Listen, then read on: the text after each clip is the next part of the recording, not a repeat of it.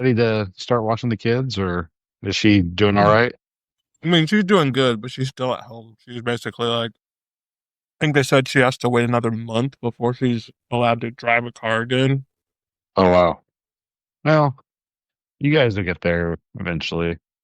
Be able to get out of the house and stuff. Yeah, it's all good. You, yeah. I gotta ask, are we recording? Yeah, yeah. Okay. I have to ask on every show, guys. What I do. So, so there's like 8 topics that I want to discuss, but like Jesus Christ. something jumped out in front of all of the other things. So I'm gonna Uh-huh. bring it up as soon as we do the intros. Okay. Well, let's get to it then. Okay. Welcome to the Game Dads podcast where we talk about video games and everything but video games.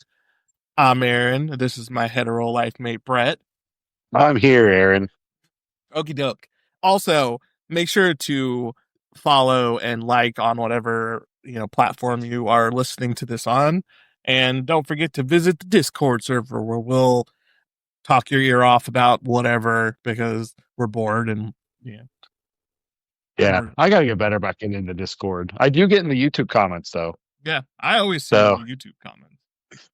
yep, So that's the only thing I comment on with YouTube. So, but if anybody wants to chat, throw a comment in the YouTube comments, and I will talk to you. okie doke. Intro's out of the way. Like I said, this just jumped in front of everything else I wanted to talk about. I feel like you're gonna say no, but have you heard about K-pop Demon Hunters? I know what it is. It's an anime, right? It's not actually an It's a, anime. It's actually animated by the same people who did Into the Spider-Verse. oh, I've heard of it. I just don't know what it is.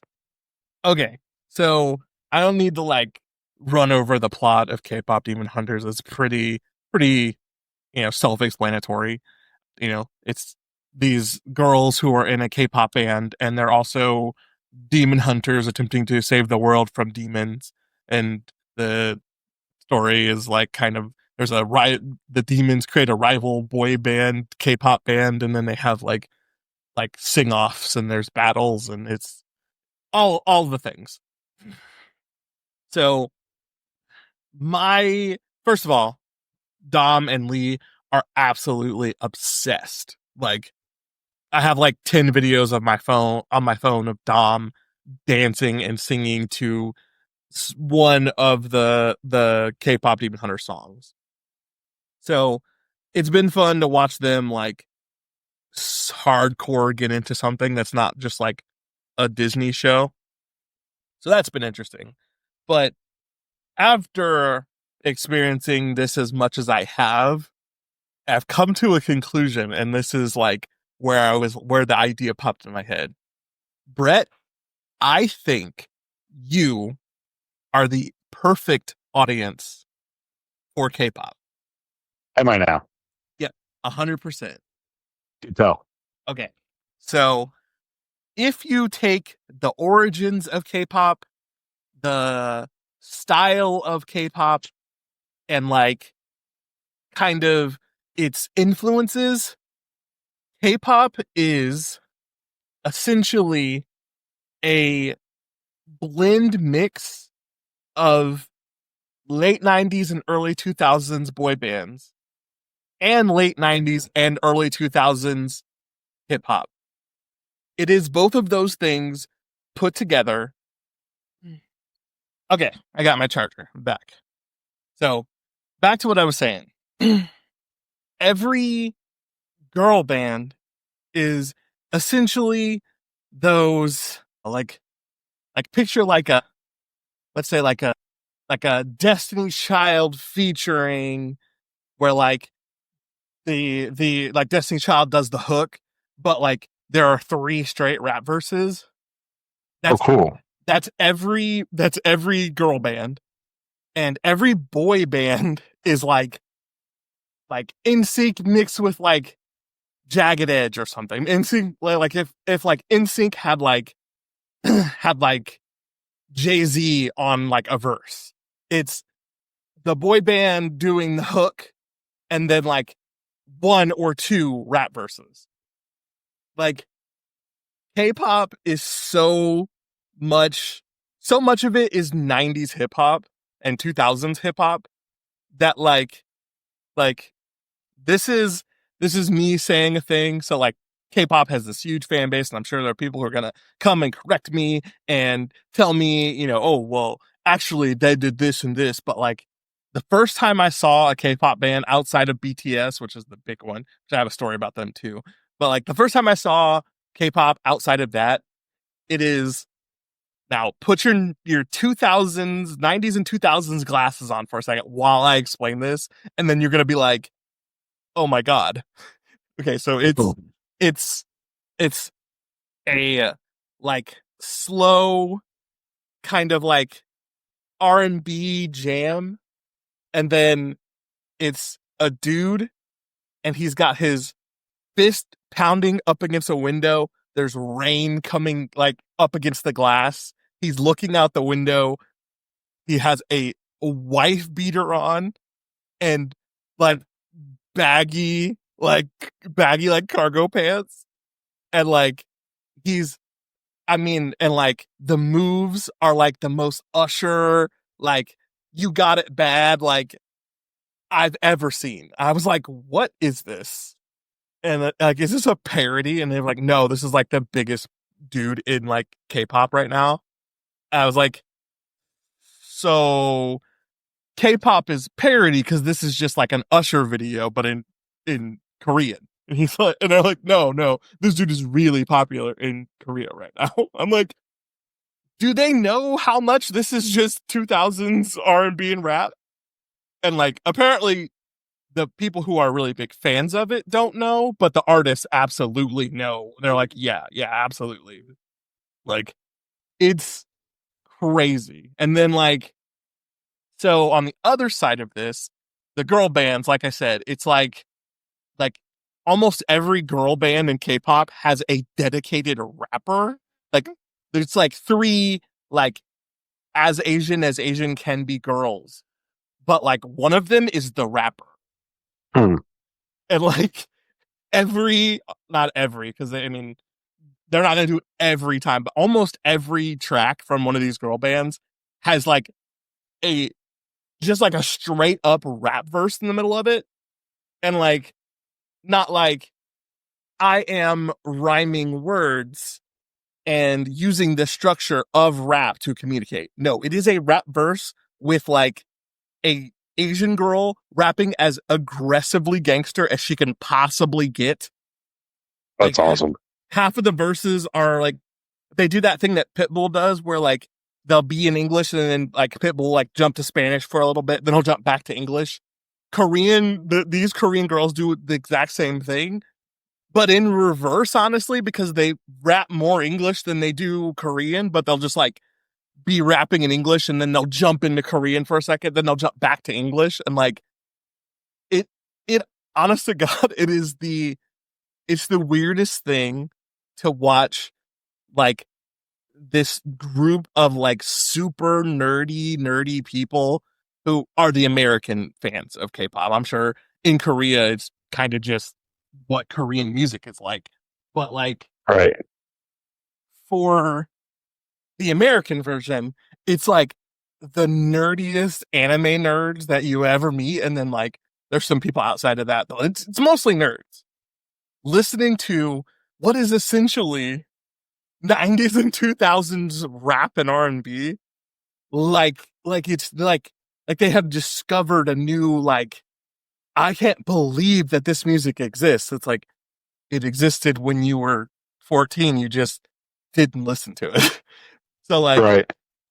as a person who I know their specific genre of choice, specifically when it comes to rap, is like right in that 90s and 2000s era. Like K-pop is kind of designed for you.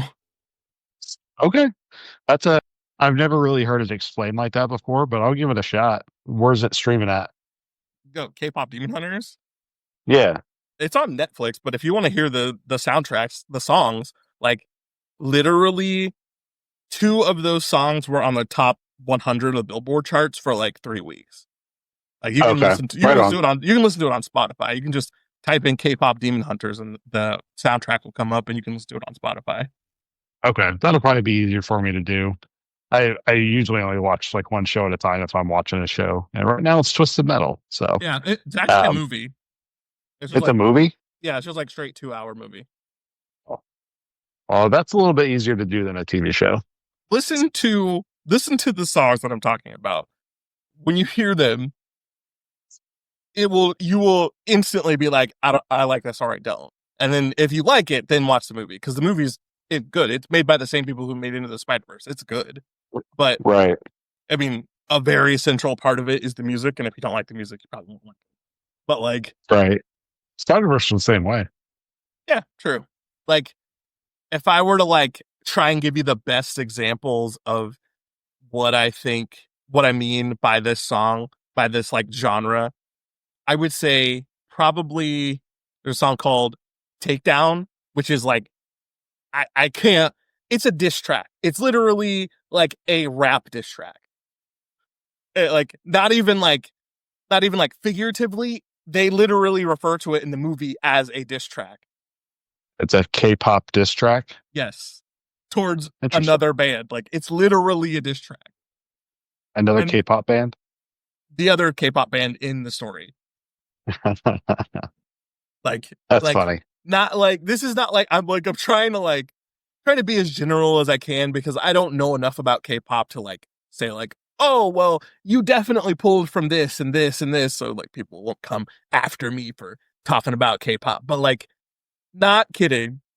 The central theme of this movie is they are in a competition with this other band and they got their like battle of the bands coming up and they're like, no, we're not going to just do a song, we're going to write a diss track specifically about this other band to win the battle of the bands.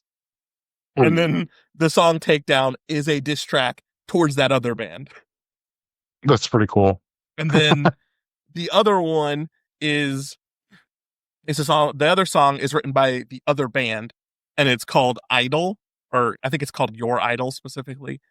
But it's literally like it's a little like got this little like dark theming to it. It's kind of like because the other band is a bunch of demons. It's obviously a little like dark, but like it's literally like if In Sync wrote a song that was weirdly dark, maybe for like a Tim Burton movie, whatever.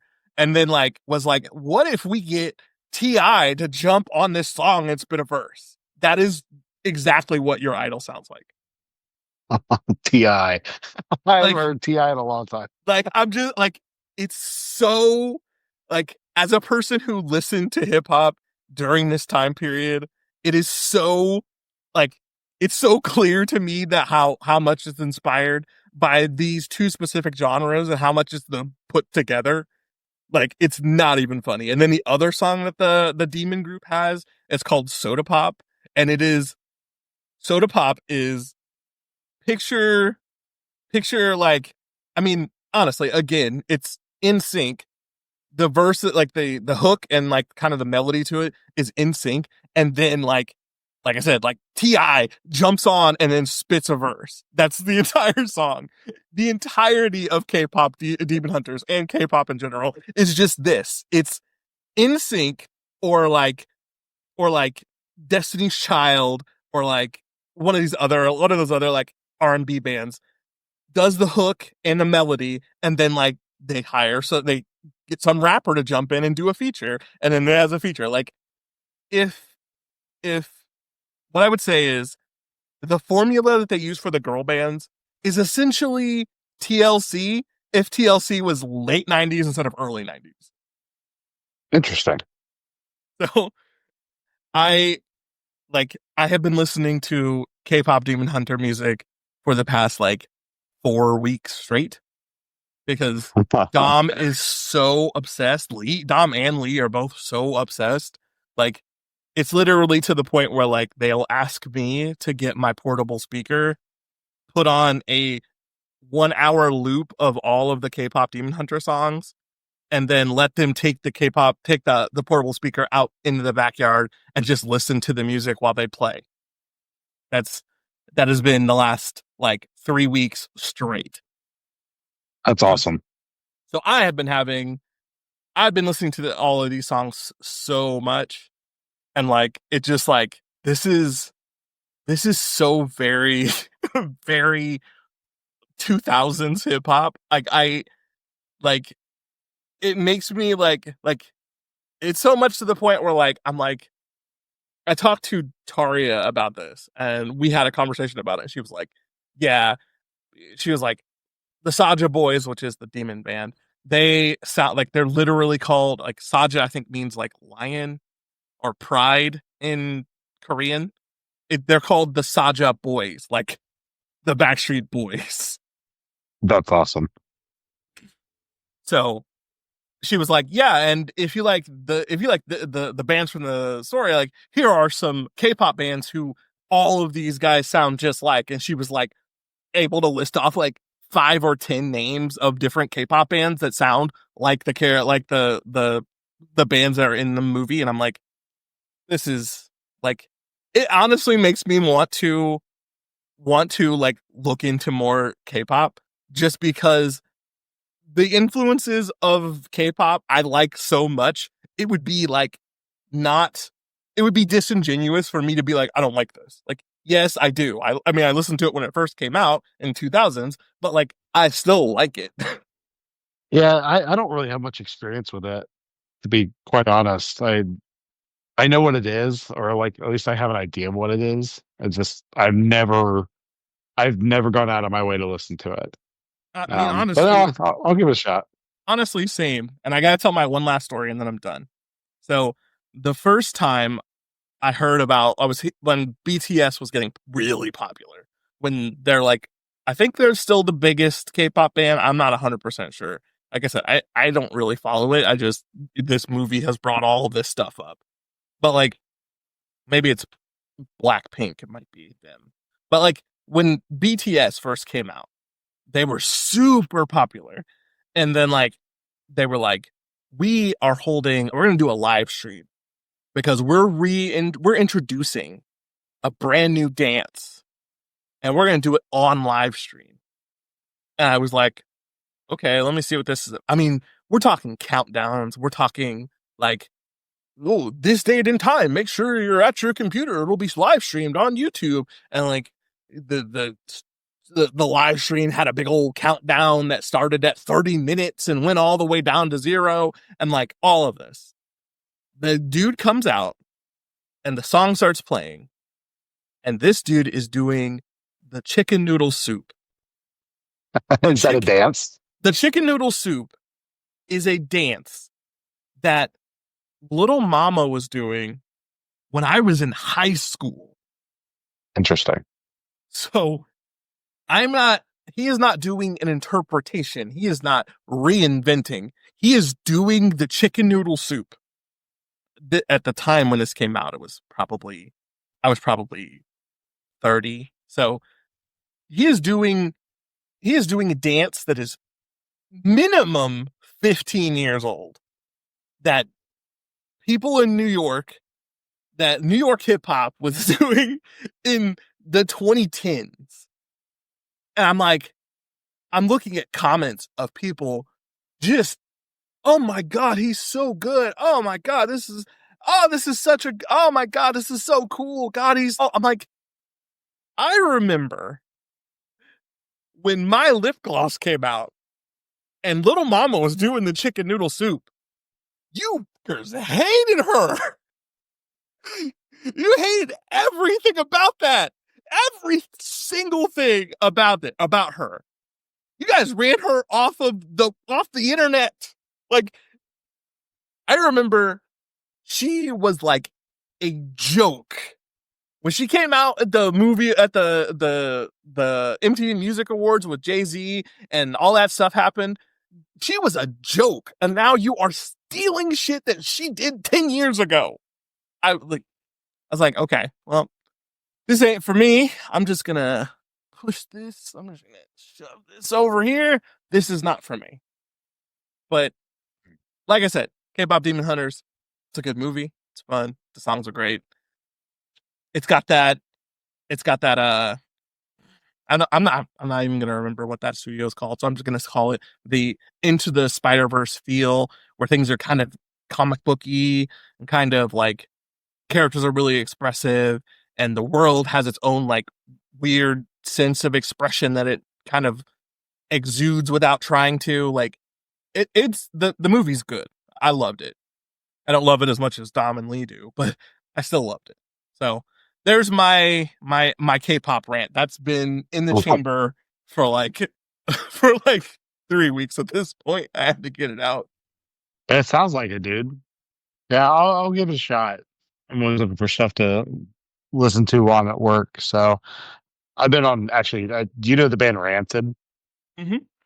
I've been on a Rancid kick lately, and like I got Ruby Soho stuck in my head, and it sent me down a whole rabbit hole. And I listened to all their albums this week.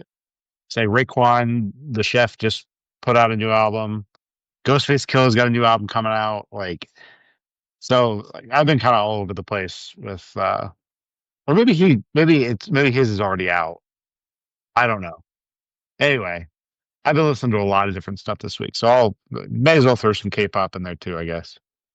So yeah, man, I haven't really had a whole lot going on, just bass stuff and playing games when I can. And my only other like extracurricular activity, like TV show wise or movie wise, like I haven't really had time to watch movies, but the new season of Twisted Metal's out. So popped into Peacock for, well, got into Peacock for SummerSlam, which that's another story. But I might be done with WWE for good, Is it Brock? possibly. But Is it Brock Lesnar? he's part of it, part of it.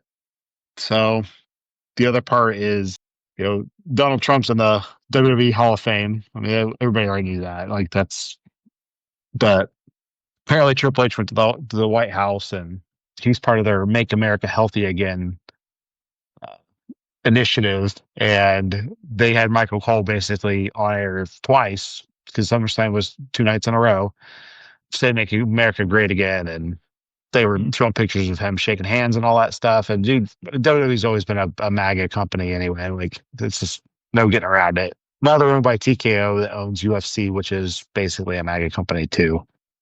This wasn't meant to be a MAGA rant, but I've subscribed for SummerSlam, but I'm staying for Twisted Metal, if that makes sense. So that's been kind of the light at the end of the tunnel. Dude, and the show's great. I don't know if you ever got into the first season, but second season is all that with a bigger budget. Hmm. I don't like the video games. I'm just, well, I should rephrase. It's probably not that I don't like them. It's I'm not good at Twisted Metal, and it never clicked for me. I don't. I understand the appeal, I guess, but like car combat is just it's whatever. But the characters in that show, like Anthony Mackie's great, Stephanie Beatrice is great. They got Samoa Joe from AEW to play Sweet Tooth, and then Will Arnett does the voice on top of that. So, which I still think they could have just let Samoa Joe talk, but Will Arnett's got the star power for it, and he's got a great voice for it too. But yeah, it's great. I'm current. So they released 3 episodes all at the same time last week, and they released 2 more episodes this week. I'm not sure if that's going to be the cadence going forward, like the release cadence, but I'm into it, man. It's really good. Oh, they got, if you've ever seen Barry, they got NoHo Hank to be Calypso, which he is just unintentionally hilarious. Dude's got no eyebrows, and he's not the same character as NoHo Hank, but like I once you see NoHo Hank, you can't unsee NoHo Hank. But yeah, that's the only other extracurricular thing I got going on. But dude, I've been playing a bunch of video games. Yeah, I got me a little video Um, game rant I get to do too. But that's also oh, dude, yeah. kind of hilarious that we both have been, because all I've been watching almost the entirety of my paternity leave is just nothing but Brooklyn Nine-Nine. So we've both been Oh, watching wow. a whole bunch of Stephanie Beatrix. Dude, and she's a completely like she uses a regular voice on this show. So like, I can't remember her name on Brooklyn. Is it Rose? Rosa.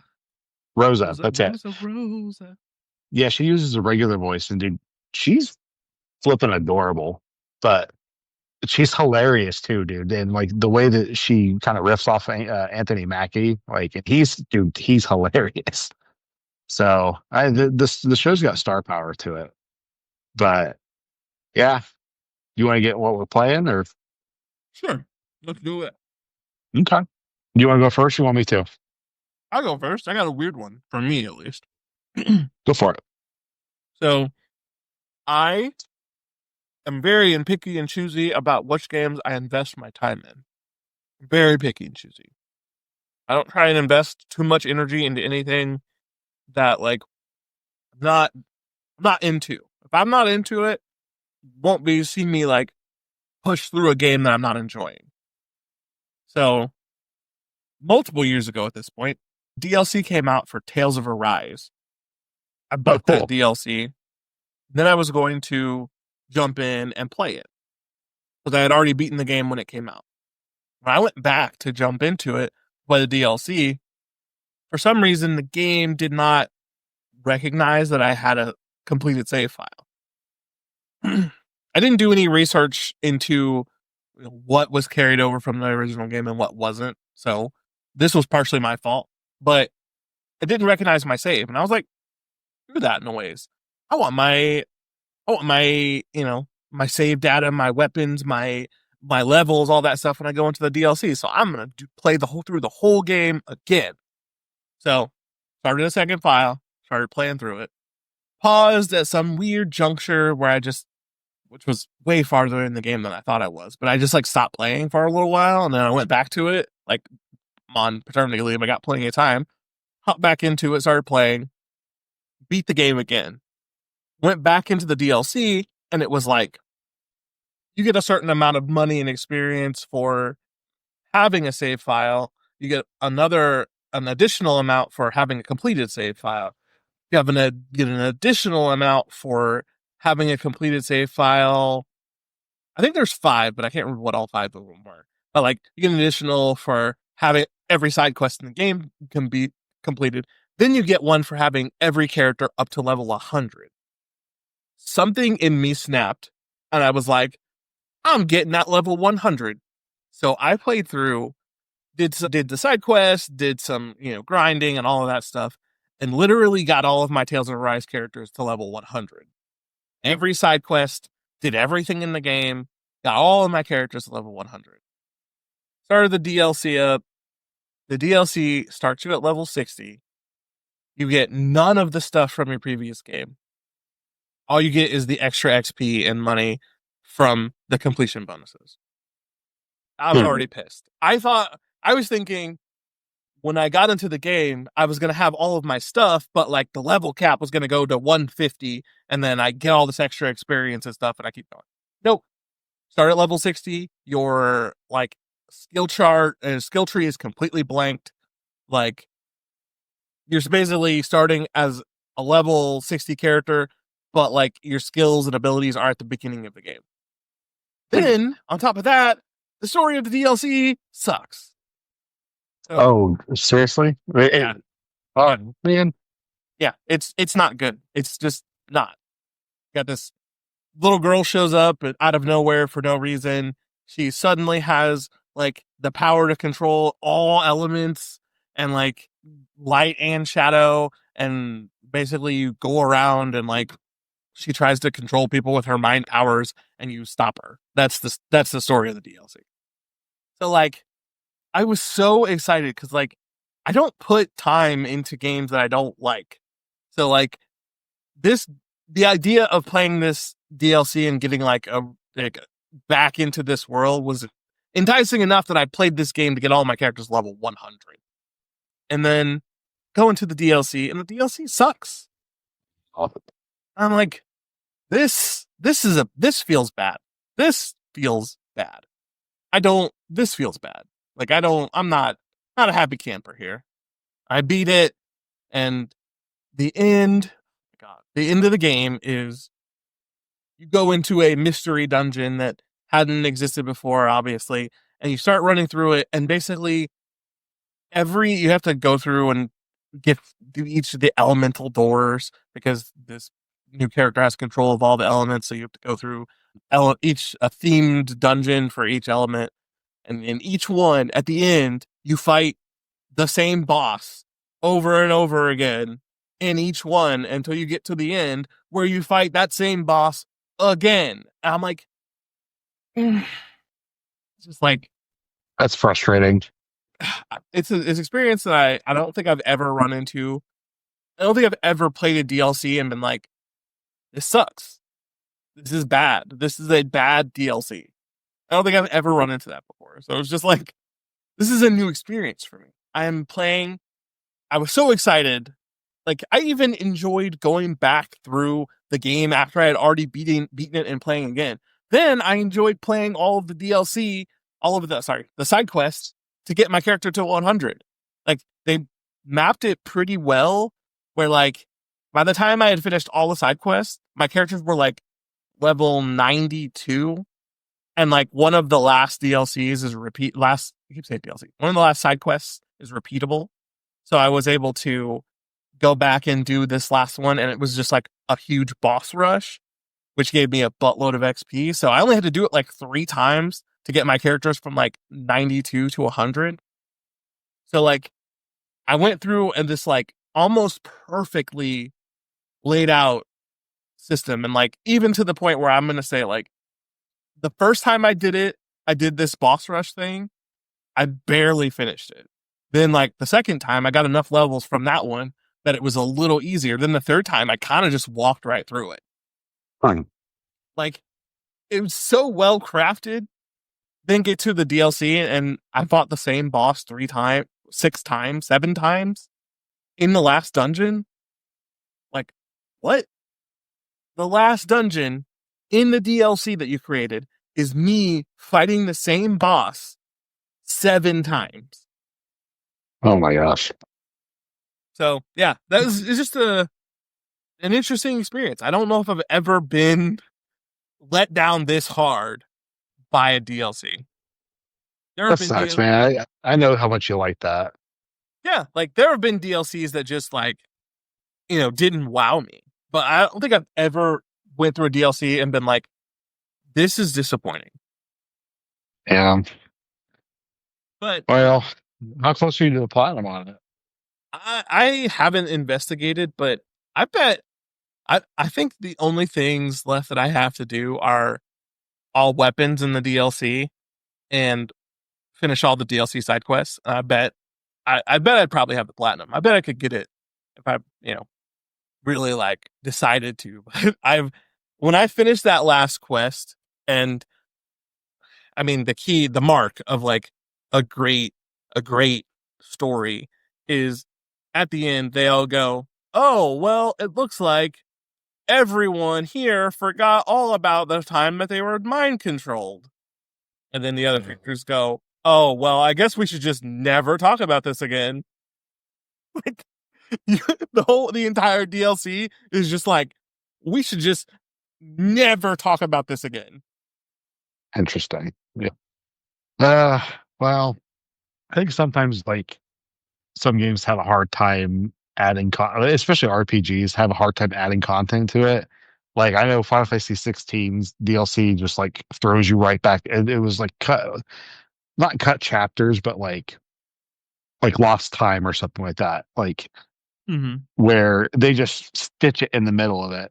Like I don't know. It's frustrating, definitely.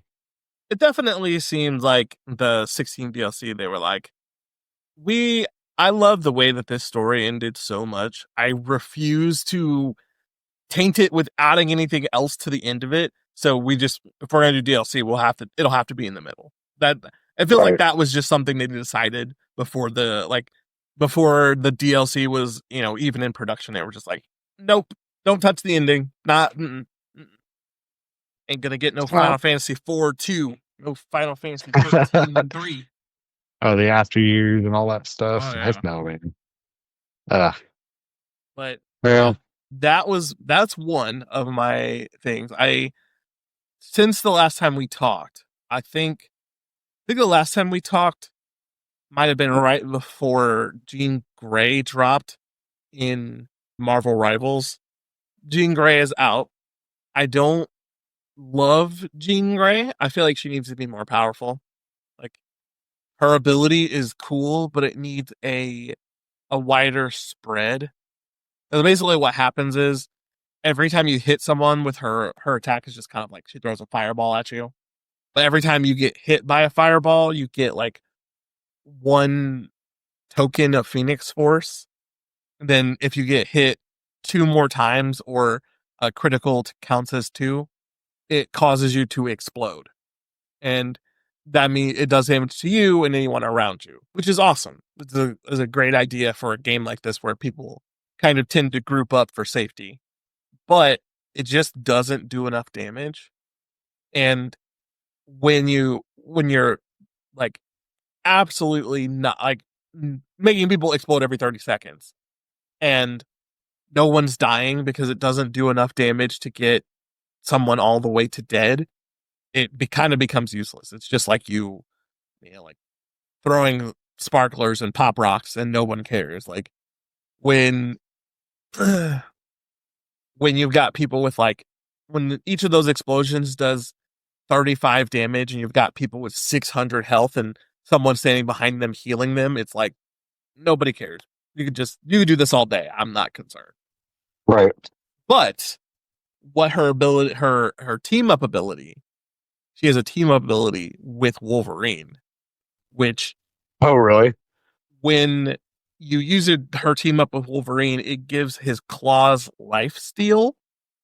And that, like, I already loved Wolverine before, but he is, I'm not going to say one of the best characters in the game because, like, I'm sure in, like, the high level play, people will be like, no, he's absolutely useless. Nothing changed. But, like, the main problem I have when I'm playing Wolverine is I'm so far away from my healers that, like, it it's hard to, like, play him effectively and not just die all the time. But when he's stealing health from my enemy while I'm clawing them up, like you can get some nasty like backline stuff. Like grab one of their healers off the backline, like slice them up, turn back around at full health to go after their other healer, do the same thing to them, and then go after the tank. Like it I'm having so much fun with Wolverine now that Jean Grey's in the game, and that that's kind of sad because like I wanted to have fun with Jean Grey, but she's just at this point it feels like she's there to buff up Wolverine, and that's it. Yeah. But So yeah, I mean, I like that they do like relationship style team ups like that. Like, they have history together. You know what I mean? Like, do yeah, any other characters have that? yeah, like there's a team up. Everybody in the Fantastic Four has a team up with Sue Storm where they get extra shields if Sue's on their team. Let's see. Some of them, the other ones are silly, but like specifically for relationships, Iron Man and Ultron have a team up. I'm trying to think of some other ones. Like some of them are very silly. Like there's a team up that Jeff the Shark and Storm have, which is really like they should have taken that out of the game already. But Hmm. I don't know what they're gonna do to nerf that thing because basically if you've got them both and they use their ults at the same time, not only do you just get hit by Storm's ult, which Storm's ult just like she's invincible. She does like constant damage. It's like I think it's like 100 damage per tick. So like almost anyone who's in it for more than like 3 or 4 seconds is dead. Well, when you team up with Jeff, it turns into like a hurricane where you actually get sucked into it and you can't escape. So like if you've got a character who's got like a really good movement skill, Storm starts hitting you, you can just like dive out of it.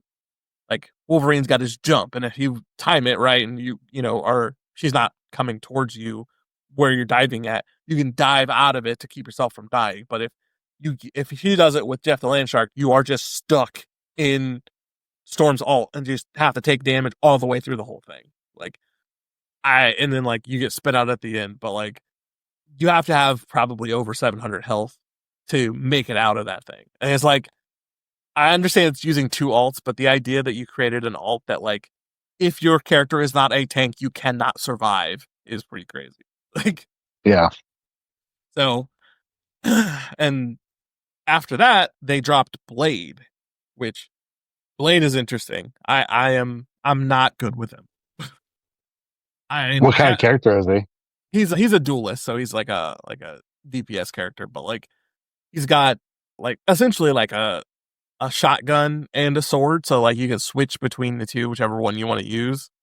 And then like he's got like a dash, a sword attack, like a vampire mode where he has like health steal, and then his ultimate is like a field of sword slashes, and if you're standing anywhere in that field, you're just constantly taking damage. And then Yeah. he can stack that with his vampire mode, and like anyone standing in that only not only takes damage but heals him. So he's pretty. He's got like a lot of versatility because he's got the shotgun too. But like I think, hold on, I'm getting a call right now. Pause real quick. Hmm. Hello. Just yell through the door that beat a bit of Okay, I will resolve the issue. Give me a sec. Okay. All right. Bye. Okay. Are you still there? I'm here. Okay. I do have to pause. Apparently, there is potty emergencies going on outside. Oh no. So I will be right back. Heart, now I'm here for your soul. Reach into the choir. Okay, I'm back. I had a slight poop emergency. Oh, you get those every once in a while. So I feel like if I played Blade some more, I would, you know, I would be pretty good with him. But he's so weird because he's like both a melee and a ranged character at the same time. But like, just he plays a little weird. I got to play with him more to get used to him. How many characters are they up to now? God, they've introduced since the beginning of the year. I think they've added 8 new characters, maybe. How many characters? Let me check. Interesting. Currently at 40. So they've launched. It launched at 33, and now they're at 40. So they've added 7 characters since the start. That's cool. I This is something that I find that is interesting, an interesting opinion that I have. I'm excited to see the DC rival. Oh, oh yeah. They tried something like that years ago. It wasn't like the exact same thing, but they had like, oh gosh, what is it called? Gotham, Gotham City Imposters. You remember that? No, not at all. Oh, it was like an online game or whatever. But I yeah, remember like the DC City of Heroes game that came out, but I like I feel like a lot more characters who are more niche hmm, are getting a lot of, like play in Marvel Rivals. And I'd love to see kind of DC's take on that with their more niche characters. Just to like, oh yeah, Condiment Man. yes, Yeah, let me hit the battlefield with some ketchup and mustard. Polka Dot Man Be shows pretty up. cool. Oh, the Polka Dot Man's awesome.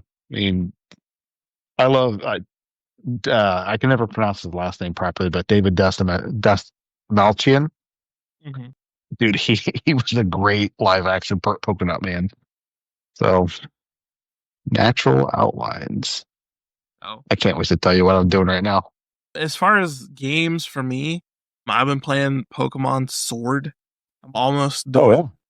because I made it my goal to beat this game before the end of my paternity, and it's just like I think maybe I was talking to you about this, but like, or maybe it was Chris, but like the this new generation of Pokemon is the first one where I feel like I've had trouble, Hmm.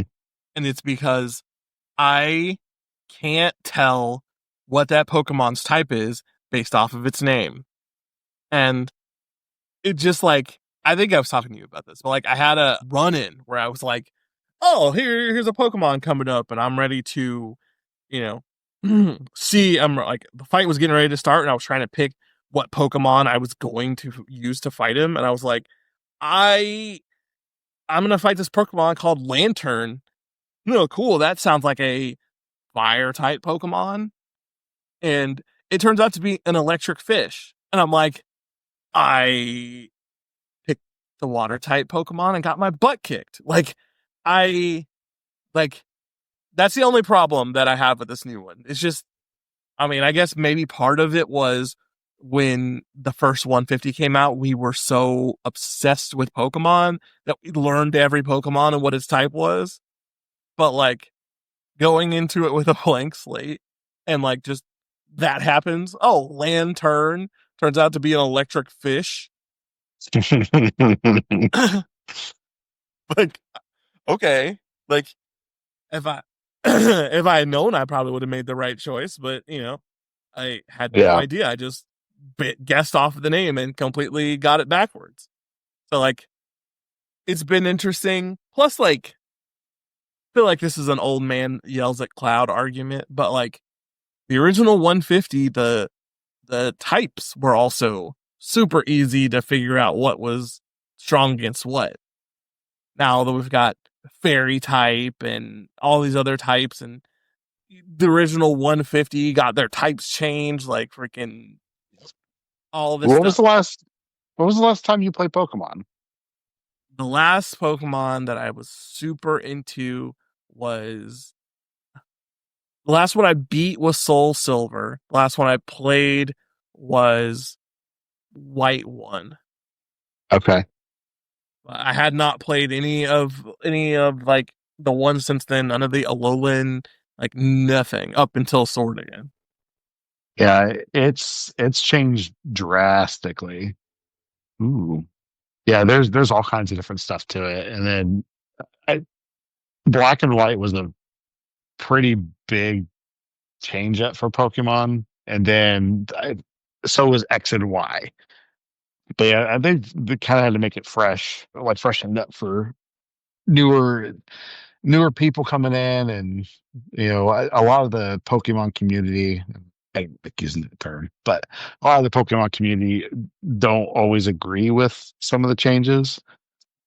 But yeah, I wholeheartedly agree. I think the newer Pokemon are a little on the lame side, but you Yeah. know, I usually stick to the ones that I know, and a lot of them get buffs. Like I was never a big Ponyta guy, but like the newer Pokemon game, ooh, what was it? Scarlet and Violet. Ponyta was awesome. Like that was one of my go-tos. Like like I said, I hate making like old man yells at cloud arguments where I'm just like, things were better in my day. But like Yeah. I'm with you. I think some of the newer Pokemon are kind of lame. I understand that like I mean it, I don't think anyone at the Pokemon table sitting around the Pokemon round table when Red and Blue came out thought that this was going to be the most prolific franchise of all time and was going to Hmm. sell more copies than the Bible. So I'm not blaming anybody for maybe kind of, putting their best foot forward in Red, not really thinking about 20 years down the line if they were going to run out of interesting designs. But it feels like once we got the keys, it was like, hey, well, this is just where we are now. Klefki, I, I, I think the floating, jingling house keys was Yeah. whatever the opposite of jumping the shark is. I think it's that. Yeah, there's a lot of that. You know, yeah. It's not always it's not always the it is what it is. Like Pokemon Pokemon's still fun. I just like I don't have the desire to learn the newer ones, and I think that's a lot of it. There's some gems in there. There's some real good ones, but I think they're definitely oversaturated. And then now they've got to the point where you've got Scarlet and Violet that don't run very well to begin with, and then you start cutting Pokemon, and it just makes for a worse time. Yeah, I don't know. And honestly, I don't even know what the fix is because like I I have fun with Pokemon. Drake doesn't play it very much anymore, and we did buy Scarlet Violet when those were new. He dipped out on it. I ended up finishing it and seeing it through and all that. I hated myself for it. The game just, dude, it ran like absolute crap. And it supposedly runs much better on Switch too, but it's just there's not much to it anymore. I did like the remakes of Diamond and Pearl. I thought those ones were pretty cool, and the Pokemon designs on those ones are actually pretty cool. But again, I usually just default back to the ones that I know, and sometimes like I'll change up a little bit where like I always have a Gengar. I love my Gengar. Gengar's my favorite Pokemon. But I'll change it up to where like I'll use one of the original ones that I know, but like I didn't use back in the day. Like oh gosh, what's a good example of that? Like Doug Trio. Like I never really liked Doug or Rapidash. Rapidash ended up being pretty good. Like I needed a fire Pokemon, and Rapidash just happened to be one that had decent moves to it and stuff. It wasn't the strongest one by any means, but why is this thing not doing what I want it to do? Anyway, yeah. Are you how far are you in it? I just finished the shadow dungeon, the shadow gym, what? The shadow gym, Uh, and now I'm headed off to the dragon gym. And okay. one of the most interesting things for this playthrough for me, and I 100% attribute it to the fact that like I don't like the new Pokemon as much, but like I am setting a self record for how many Pokemon I've caught because I have like I'm at the I've finished the 7th gym and I'm heading to the 8th gym, and I literally think I have maybe 35 Pokemon. Like most of my Pokemon are in the 40s and 50s, the ones I've been using, but like altogether I have like 35 Pokemon. Uh-huh. Normally, I have 10 boxes full of Pokemon. I've caught every single thing that I can find on those paths without having to grind for it. I've, changed out my Pokemon multiple times. This one, I'm like, I have, I have Gloom because Gloom has Poison, Fairy, and Grass. I have whatever I forget what the Batman ass bird Pokemon is in Sword and Shield. I forget what his name is. How about No, this is like not like oh a bat. Like this thing looks like Batman. I forget what he's called, but I have him because he has flying, normal, and steel. And then I have a Vulpix that I've been leveling up because the Vulpix has fire. I have the Frog starter who I named Emo Frog because he looks like an emo yeah, I don't think I like him. kid. And because he has water. And then my last Pokemon is it's Butterfree because Butterfree has bug. And it's just like whichever one of those abilities I need is the Pokemon I'm playing with. And if like most of the time so far it's been Gloom because my Gloom has Giga Drain and grass moves work on almost everything. And then he also has fairy. So if I have to fight someone who has dark Pokemon, I can use fairy. And like I'm whenever I've played Pokemon before this, it was I want to have all the Pokemon I possibly can so I can, maneuver around every gym and like, oh well, I've got to have some fire Pokemon for this gym. So I'm gonna catch 4 different fire Pokemon and blah blah blah and all this. But like this round, it is just I am trying to accumulate the smallest amount of Pokemon with the most varied amount of moves so I can take on the most like number of situations with my one team. Right. It's just completely antithetical to how I normally play Pokemon. And it's just like I just don't care enough about the new Pokemon. And I don't remember if it is this one or if it's Scarlet and Violet, like you were saying, but like I haven't seen one damn Growlithe in this entire playthrough, and Growlithe is my main Pokemon. Growlithe is Right. my favorite Pokemon. Like I I haven't been able to find a Growlithe, so like I just don't care about finding any other Pokemon. He's in the game. I'm pretty sure he is.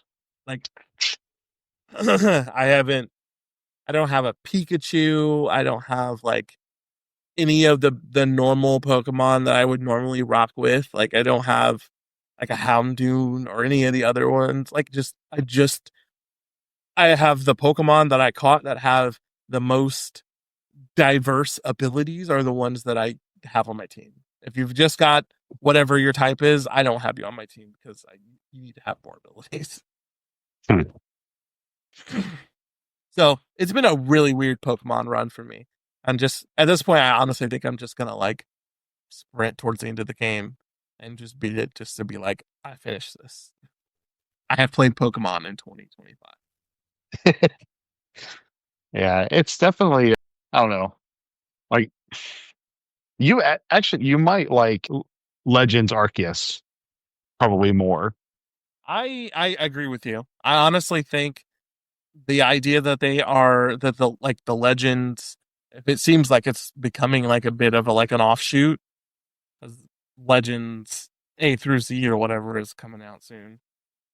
But like I think the Legend series might be like where Pokemon is headed, at least for me. Right. They're decent games too. I know Drake really liked Arceus.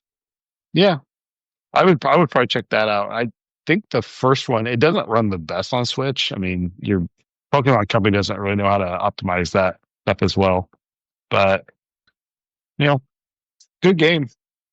So All right, you gonna tell me what you're playing? Because that's about it for me. Like I I got really a haven't whole list. gotten to play games, so I haven't don't have a lot. I got a whole list of stuff, dude, and I've been kind of bumping around here. Actually, I kind of want to lead off with Final Fantasy 9, just because all the Final Fantasy 9 news that's been coming out. I just started playing this again, so I've got to say that it's pretty deep on PS. It's the PS4 version, but I'm playing on PS5. But I don't like it because it doesn't have analog controls on it, so like your character only goes like in eight different directions or whatever. It's based off the mobile versions, and I'm not a big fan of that. So because I'm a big Steam Deck boy, I started looking into different mods for Final Fantasy 9, and I actually, while we've been talking, I just downloaded the Maguri mod, and it fixes literally everything that I have, like all the issues that I have with the HD re-release or whatever. So most of it is just I want it to be able to move. I want the character to be able to move freely and all that. But like you can change it to where like your like tune characters and like there's all kinds of different things you can change with it. But I'm kind of playing around with it right now, and it looks excellent. I need to figure out like what art style I want to settle on, and but I'll report back on that one. So Final Fantasy 9 is one of my. It's like I guess depending on what day you ask me, it might be my favorite Final Fantasy. Like I love 8, but 9 was I was obsessed with 9. Just the different characters and all that good stuff. But since Nine's been in the news a lot, and I've been listening to music at work, I'm in the mood to play it. So once I finish up with some other games, I think it's going to be my main one. The one I really wanted to talk about is Donkey Kong Bonanza.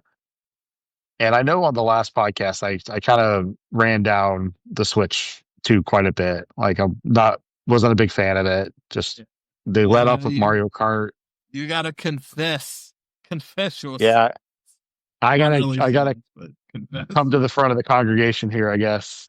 So I bought another Switch 2.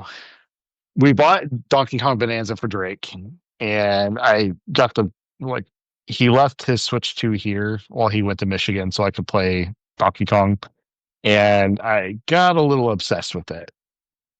It's so good. Like it is so good. It's the Mario Odyssey team. Like that was finally confirmed. It's adorable. Like this is really the first time since before Donkey Kong Country came out that like Japanese Nintendo has messed with Donkey Kong, like outside of like the sports games and like Mario Kart and all that stuff. But like everything has kind of been based off of Donkey Kong Country, like the tie and all that stuff. Donkey uh, Donkey Kong Bonanza is a 10 out of 10 video game. The redesign has actually grown on me quite a bit. It's kind of a blend between the Seth Rogen one from the Mario movie and like rare Donkey Kong. And in fact, there's a lot of like rare Donkey Kong in this game where like a lot of the characters will have like these weird distorted eyeballs or whatever. Like you go to this place where all the population and the denizens of this lair are all rock people, and they've all got these like really cool looking eyeballs. Yeah. So while I was playing it, I was thinking to myself, I really don't want to take Drake's Switch from him. Like I feel really bad about it. So I popped online and saw that Best Buy had them in stock. So I I bought a Mario Kart bundle for a few different reasons. One, because of I'm going to play Donkey Kong. That's what I want to play. I bought the Switch 2 for Donkey Kong, but with you know the tariffs and all this other stuff, I mean, it's an unfortunate situation like the world finds itself in. And in fact, like I was kind of justified in my purchase with the news that the original Switch just went up in price a little bit. It wasn't like by much, but like it still went up in price. So I don't like being sort of forced into a purchase like based off of fear of something going up in price, but I did it anyways. And I've been happy with my purchase. I haven't played it a whole lot. I've been kind of trying to play it in chunks because I want the game to last. Mhm. And I have a feeling that if I mainline it and plow through it, like I'm gonna like my Switch 2 is gonna eventually collect dust. But it's a 10 out of 10. Like it's the best parts of Mario, like the Mario Odyssey stuff.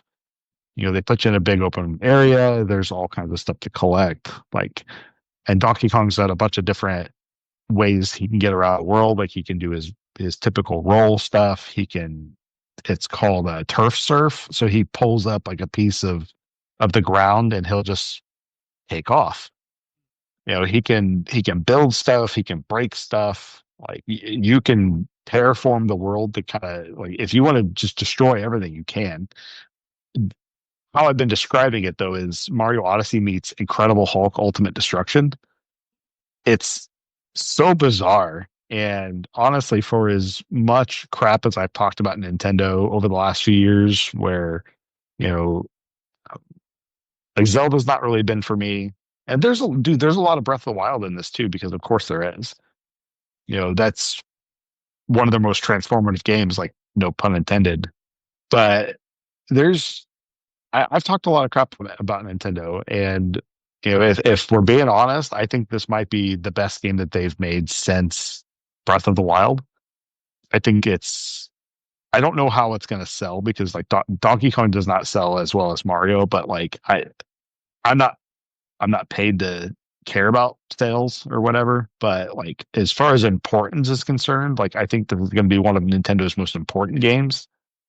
It proves that they're trying something new with a character that is a little on the underserved side, especially since Rare has given up Donkey Kong and Retro is kind of stuck in development hell with Metroid. I loved Retro's Donkey Kong games, like the 2D Donkey Kong Returns and Donkey Kong Tropical Freeze. They're both fantastic video games. Tropical Freeze more than Returns, but this is this is probably the best Donkey Kong game. and I don't say that lightly. I need more time with it. And that's why I say probably. I think Donkey Kong Country is better than like the 2D Mario games. So like I'm one of those guys. This might be at least as good as those Donkey Kong Country games. Different styles, of course, but this is a celebration of Donkey Kong, both like old and new. So like, Pauline's in it. I I won't spoil the ending of the game because I had it spoiled for me, but like it's going places. There's it's a celebration of Donkey Kong's history. And that's not just the old Donkey Kong stuff. It's literally everything from old Nintendo to rare to retro. It's all there, and I'm here for it, dude. It's fantastic. So I've heard nothing but good things. So I've heard I people like don't game of the year, go ahead. absolutely. It's already Yeah, in the bag. Game of the year. So I'm down.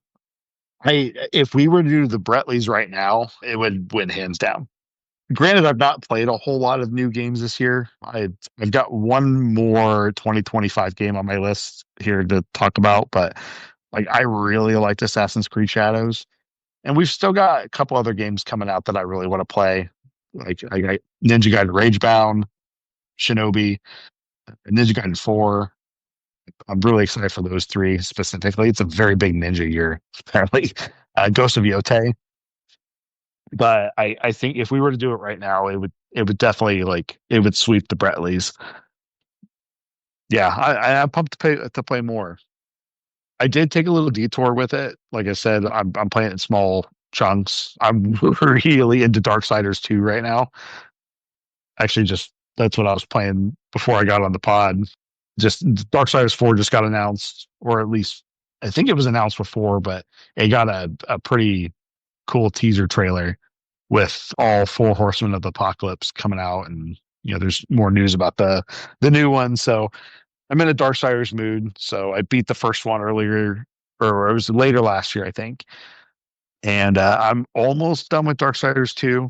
I'm liking it just as much, if not more, than the first one.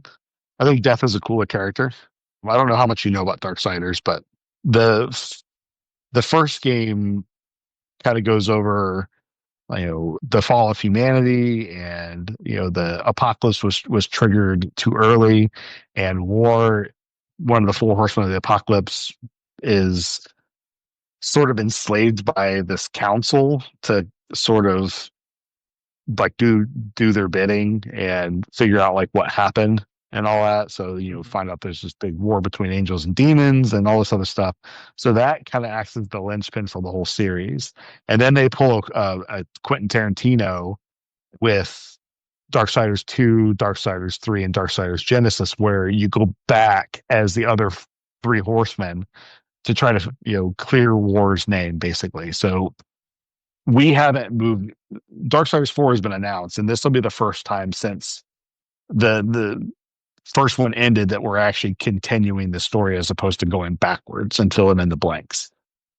Which it's a little on the weird side, but it's especially because it's been so long, and like the series is popular, but it's not like that popular.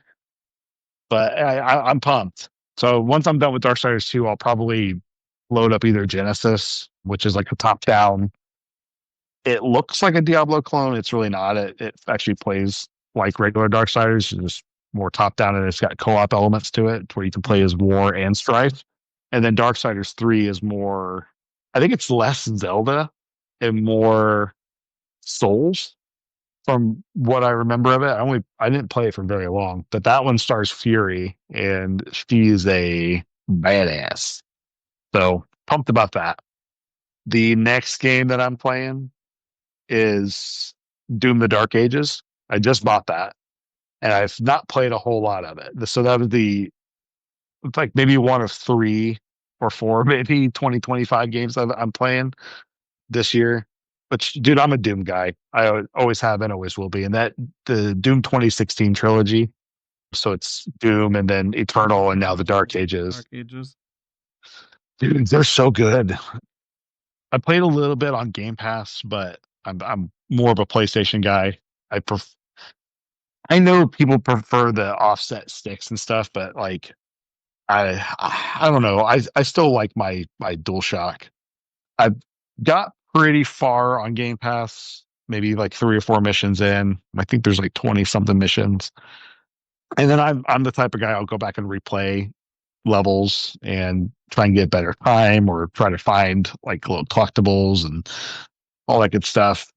I'm 2 levels in on the PlayStation and loving it, but that's also part of my new $50 rule. Unless it's a certain release, like a certain new release, like Donkey Kong Bonanza, that's not going to get any cheaper. I'll pay full price for that. But if it's something I know that might go on sale, I'll wait until it's at least $50, or I'm sorry, at most $50, and it's got to be below 50 in order for me to buy it. So Doom just popped up in the latest PlayStation sale. I think it's also on sale on Xbox and Steam, but again, I prefer playing on PlayStation. So I'll report back more with that later. But yeah, I've also got like the Outer Worlds. I did start that on Xbox a little bit, and then I got distracted by both Donkey Kong and Darksiders. So I don't know if I'm going to go back to that one, but I did start that up and I got pretty far in it. But I don't know. I did.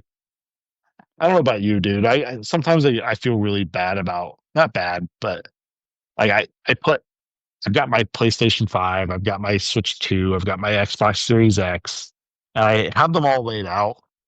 And then I don't know, I get stressed out by how many game systems I have. So I kind of made the Xbox go stand in the corner for a little bit. So I packed it up and put it in my entertainment center so where I can't see it. So That's a weird stress to have, dude. I know I don't like having so many video games, man. Like it's just like, because then I know it's like, well, I'm playing Donkey Kong, but I probably, I'm so limited on time. I really should just get this thing done or whatever. It's a really weird stress to have. There's too many good games.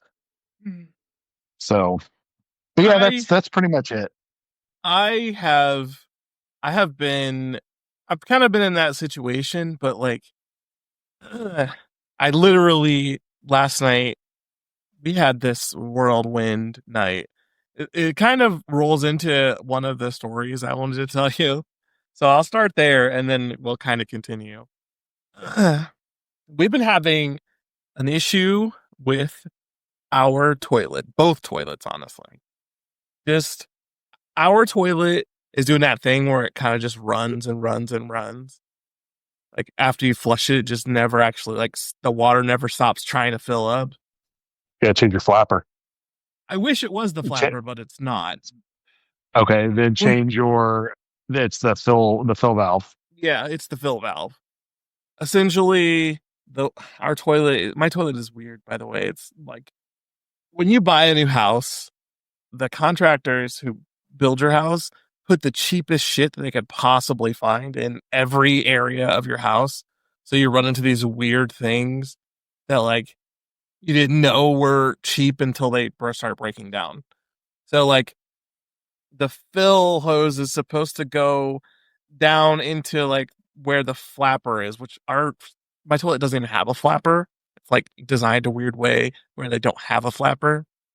But it's supposed to go down into like that area, but like it broke and now the fill hose is floating loose all over the toilet. So sometimes it gets stuck in the handle and then it causes the the plunger that stops the toilet from running to not fully go down.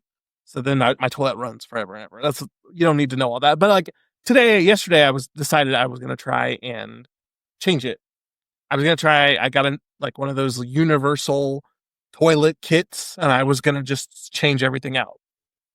One of, one of the worst decisions I think I've made in the last 5 years. B, just I feel like that's the most overconfident in my abilities I may have ever been. I was just like, it's just the toilet. I can do this.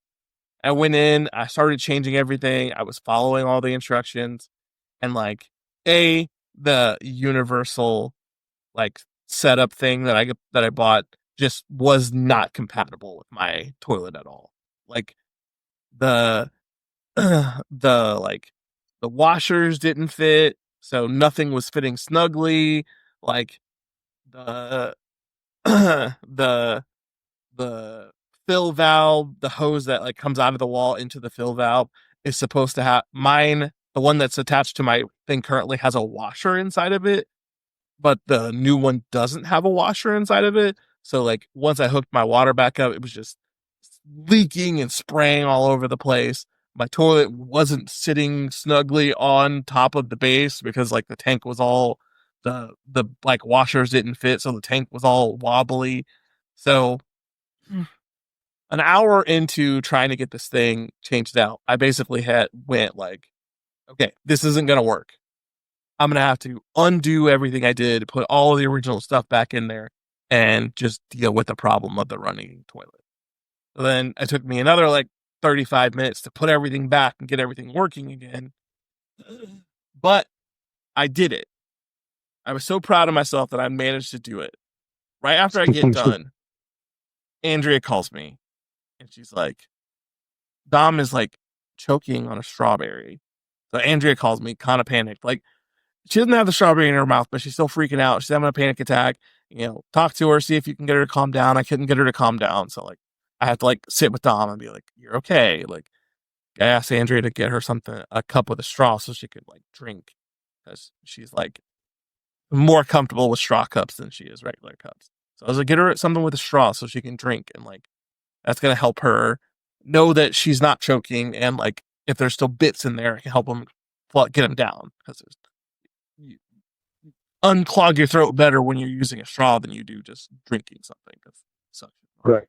So, like, should we get her calmed down? But in the process, I had to throw Lee into the bedroom because he's freaking out, because Dom's freaking out. And then he's not helping her calm down because he's freaking out. So I throw him in his room and I'm like, just sit in there. So then finally get Dom calmed down. I go open the door and I am just blasted with the smell of poop. So Lee has pooped, taken his diaper off, and like smeared poop on the floor. Oh.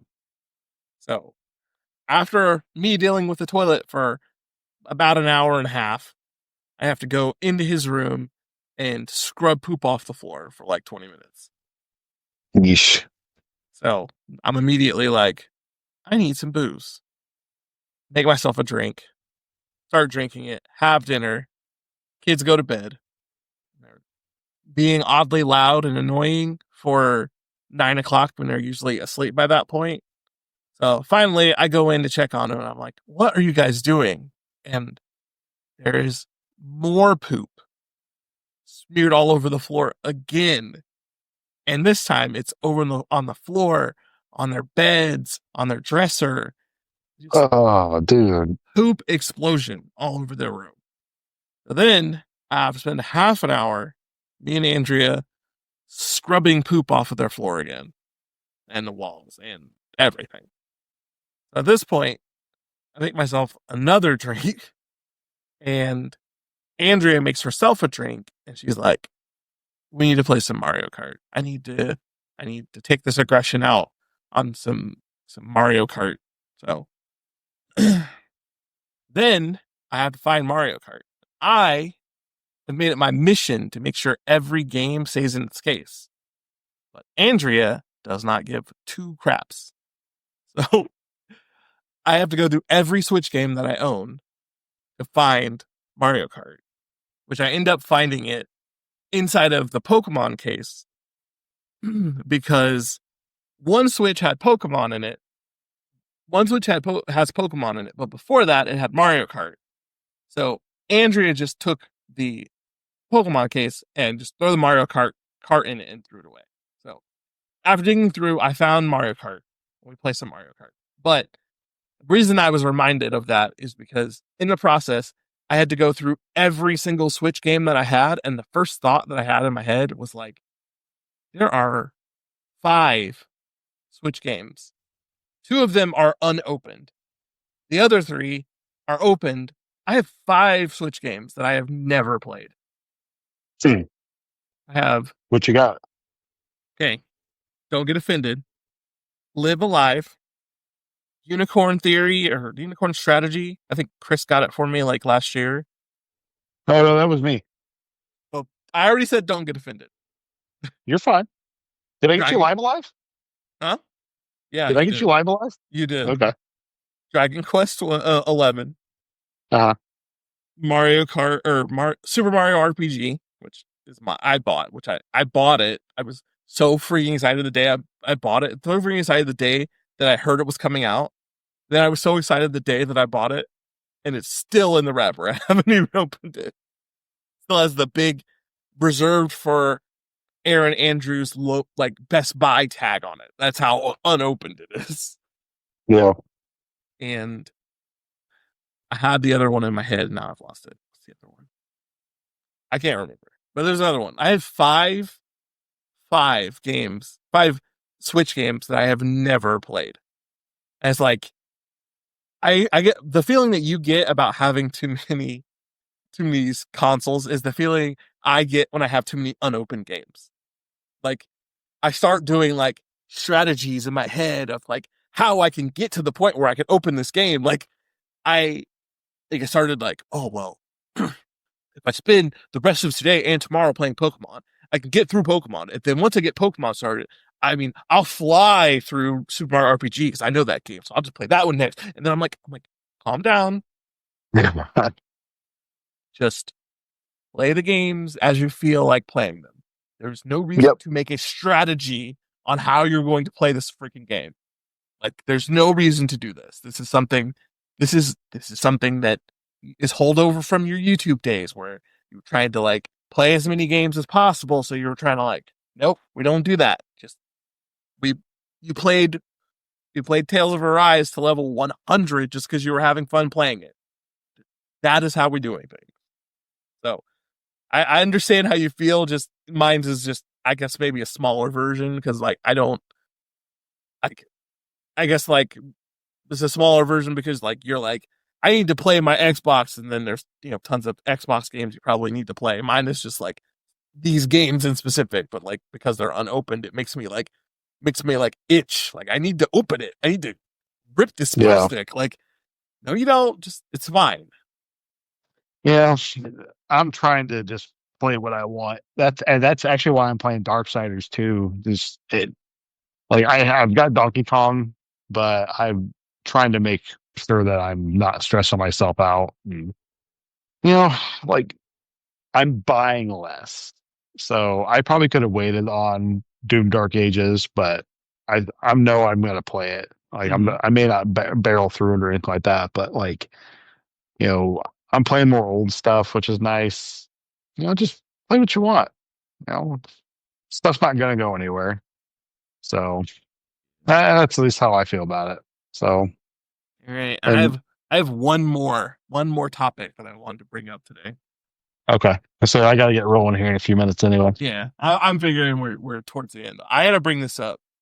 Me and you had a conversation. I want to start this as a every pot like its own segment because we had a conversation where we were talking and I was like, who do you think would win? You know, 4 Robins or the 4 Ninja Turtles. And Yeah, there are so many of these type of arguments that happen, like specifically on TikTok and stuff. And I'm trying to find ways to promote the podcast. So do a little bit of TikTok-y stuff. That way I can take to TikTok and promote the podcast that way. So that's what I think this section is going to be. I'm going to find one of these like contentious arguments between who wins in this fight. And then I'm going to see, I mean, my opinion, if I'm knowledgeable enough to, and then you can give your opinion if you're knowledgeable enough to. I'm going to try and focus to make them something that both of us have some information about. But if not both of us, then it might just be you because I feel like this is something I'm very familiar with the entire power scaling community. I feel like you're less familiar with it, so it's more interesting to hear what you have to say about it. But I ran across a theory. I created a theory in our in our conversation we had about this. It's 4 Robins versus the 4 Ninja Turtles. And in that conversation, you said that you thought that the 2012 Ninja Turtles could beat the Rise Turtles. And I was like, absolutely not. And you were like, no, I think they could. Have you actually seen the Rise Turtles? Like, have you seen them fight? I've not watched it all the way through, but I know they have like weird anime powers, Hey, because or like is it yokai stuff? it technically it's alien stuff. Most of it is alien stuff, but then there's also like Okay, Yamato power stuff that they also can do. I am going to find a clip and I'm going to make you watch said clip, and then I'm going to see if this makes you reassess your claim. okay. Are we doing that right now? I'm doing that right now. I'm going to post it in the Discord. I want you to take a second, watch this video, and then let me know if you still feel like the 2012 Turtles could beat the Rise Turtles. I disagree. Oh, this is 5 minutes. If you don't want to be silent for 5 minutes, you can give some commentary as the video plays. Can you hear me? Yep, I can hear you. Okay, I'm watching it. I'm scrubbing through. Oh, there's a Casey Jones. And I also feel like this isn't this is probably the flashiest one, but it's not the highest one that I would say scale wise. Okay, so I've seen enough. I'm gonna say that's not Ninja Turtles, but when they're like all five together and they're coming down like a meteor and they're like on fire and all that stuff, maybe not, but that's not Ninja Turtles. And I can tell you that like that stuff, like I'm the biggest Ninja Turtles guy anybody that any of you guys know. Trust me, those things piss the Ninja Turtles community off. I So 100% know that the Ninja Turtles community was super mad about the way that the Rise of the Ninja Turtles, it's completely not grounded as the Turtles are meant to be. I get it. But all I'm saying yeah, is, I don't think any of well, the other yeah. Turtles are beating those guys in a fight. If any of them will, it's going to be the 2012 Turtles. They've seen and done some things that are just like full scale wars, that kind of stuff. Now, mystical powers, like I don't know about that, but yeah, that's sir, I'll agree with that. So, I mean, really, anybody's gonna get exploded. So, like I So, said, for the next time, I think I'm gonna try and bring like some more to like I said, this wasn't even the original conversation we were having. The original conversation was like Ninja Turtles versus like the Robins, and I was not including the Rise Turtles in that because of this. But like the original conversation we were having was Robins versus Ninja Turtles, and but specifically, I asked so many qualifying questions too. Like I was like, well, which version of the turtles, which 4 Robins, because there's more than four.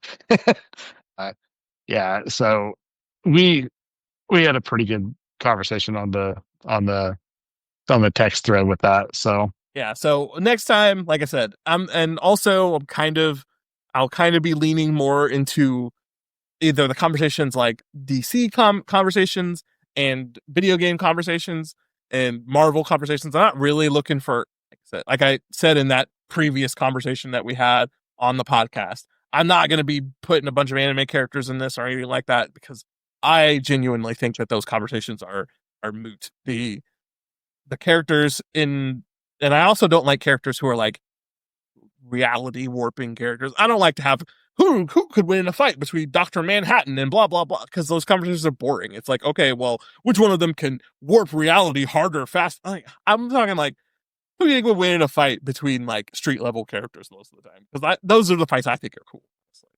right. Like one I saw recently. This is one that I think is an interesting one. I know we're supposed to be done, and I promise I won't go too far. But I saw, who do you think would win in a fight between, it was the Batman, and John Wick. John Wick. I kind of think John Wick too, just because John Wick will absolutely kill the shit out of somebody, and most of the time, in most situations, Batman won't. But it's one of those things where John Wick is a very gun fu heavy type of person, and the movie shows like he ain't gonna be shooting Batman. He is. Disagree. I, Disagree. Wick finds a way. I also believe that John Wick would win. I think, I think John especially Wick would get his ass kicked, yeah, but I think he would. I think he would win. especially the specific the Batman. Like, I think there are tons of Yeah. other Batmans who would absolutely take John Wick's lunch money, but the Batman would. Yeah, I'd give that one to Wick. All right. That'd be good. That'd be good next episode. Maybe forego like what we're planning and all that stuff and just do that stuff. What I want to do Maybe is what I do want like to 3 of them. yeah, maybe just for next time. Like, I'll get a bunch of them lined up and we can do them just for the sake of like me taking them to the TikToks and seeing if we can get some arguments here in the Discord about who wins what fight. But I'll get them lined up for next time. I like I said, I since we had that conversation, I've been thinking about it. So yeah, I'll find some and we'll have them lined up for next time. Yeah. Heck yeah. All Shall we right. get going? Yep. All right. Do you want to do your positive and then we'll be done? Take off, do positives. Yeah, you go first. All right. My positive is kind of the same as it was last time. Like, we have in me and Andrea's time as parents, we have had, some of the craziest experiences you can have as a parent. I mean, I'm sure there are people who've been through worse, but like, I count ours as at least pretty crazy. And Max has been the exact opposite of all that. She is super, like, everything is super regular about her birth. Everything has been super normal about her. Like, the last appointment that she had to go to, like, was, I think it was maybe Friday or maybe Thursday. And they were like, okay, you're good to go. And Andrea was like, okay, when do you want to see us again? She was like, I don't know, October. And she was like, October? Because with Lee and Dom, like, we were literally in a doctor's office every 2 weeks because stuff was just happening and needed to be monitored. And like, they're like, no, she's fine. Just, let us, if you have problems, let us know. But, we don't need to see you again. Just, Right. we'll, have her, I think that's her 4-month checkup. And if everything is still good in 4 months, we'll see you again in 6. Like, it's been crazy how, like, just normal and healthy and regular everything has been. Knock on every wood surface in the immediate vicinity of me. But it's been awesome how just normal it's been. And I Yeah. appreciate that to no end. So my positive is just a very healthy, happy baby. I'll piggyback off that. Mine is getting good sleep. We've got our daughter on a pretty good schedule now. She's getting better with the purple crying. She's getting a lot better with that stuff. So we've been sleeping a little bit better. Yeah, things are starting to kind of normalize here, which is pretty cool. So my positive is sleep. Heck yeah. All right. Well, as I say, Windy Wham Wham Wazzle to everybody who's listening, and go and hit your likes and follows and save buttons. And if you've got some type of weird argument battle between two street level ish characters that you'd like to hear us kind of debate about, that's another thing I want to do. I want to leave that open for people. If someone else if that was a suggestion of 2 characters to fight, to see who we think would come out on top, please send it to us. Send it to us in the comments. come into the Discord if you want to talk about it. Whatever. Because I will also take suggestions. Yeah. I want to know who's going to win between Fonzie from Happy Days and Master Roshi. So do that one. Fonzie immediately. I don't think, not Yeah. even, like, all Fonzie has to do is, like, bring one woman who is not repulsed by him, and Roshi takes an instant loss.